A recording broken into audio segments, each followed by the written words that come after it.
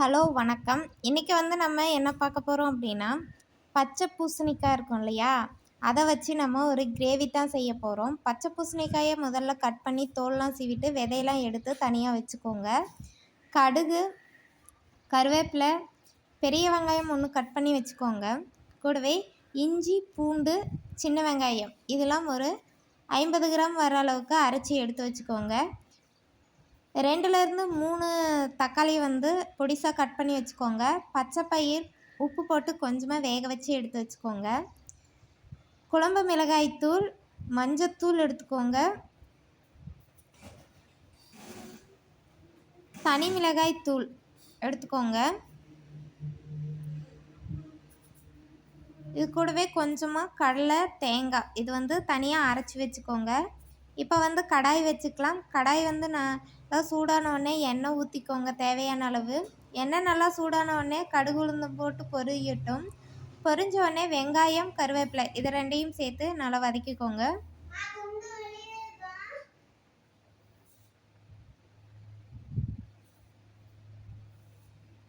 இப்போ நல்லா வதங்கிடுச்சு பாருங்கள். இப்போ கட் பண்ணி வச்சுருந்த தக்காளியும் சேர்த்துக்கலாம். தக்காளி வணங்கிறதுக்காக கொஞ்சமாக உப்பு சேர்த்துக்கலாம். இது தக்காளிக்கு மட்டும்தான் நான் போடுறேன். தக்காளி ஓரளவுக்கு வதங்கினோடனே நம்ம அரைச்சி வச்சிருந்தோம் இஞ்சி பூண்டு பேஸ்ட்டு அதை சேர்த்துக்கலாம். எல்லாம் நல்லா பச்சை வாசனை போன உடனே இப்போ நம்ம கட் பண்ணி வச்சுருந்த பச்சை பூசணிக்காவை இது கூட சேர்த்துக்கலாம். சேர்த்துட்டு நல்லா வதக்கி விடுங்க.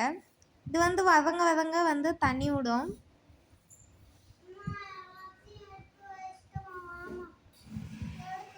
இப்போ மஞ்சத்தூள் சேர்த்துக்கலாம்.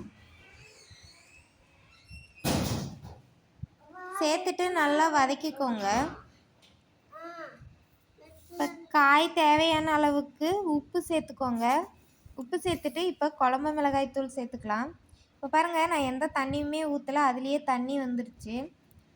குழம்பு மிளகாய்த்தூள், தனி மிளகாய்த்தூள் 2ம் சேர்த்துட்டு இது கூடவே வேக வச்ச பச்சை பயிரையும் சேர்த்துக்கலாம். சேர்த்துட்டு நல்லா கிளறி விட்டுக்கோங்க. இப்போ தண்ணியெல்லாம் சுண்டிருச்சு. இப்போ நான் கொஞ்சம் கிரேவி பதத்துக்கு எனக்கு வேணும் அப்படிங்கிறதுக்காக நான் கொஞ்சமாக தண்ணி ஊற்றிக்கிறேன். இப்போ எல்லாத்துக்கும் தேவையான அளவுக்கு உப்பு பார்த்துட்டு சேர்த்துக்கோங்க. இப்போ கொஞ்சமாக கடலை தேங்காய் அரைச்சி வச்சுருந்தோம் இல்லையா, அந்த பேஸ்ட்டை சேர்த்துக்கலாம். சேர்த்துட்டு நல்லா கிளறி விட்டிங்கன்னா நம்மளோட பச்சை பூசணிக்காய் கிரேவி ரெடி ஆயிடும்.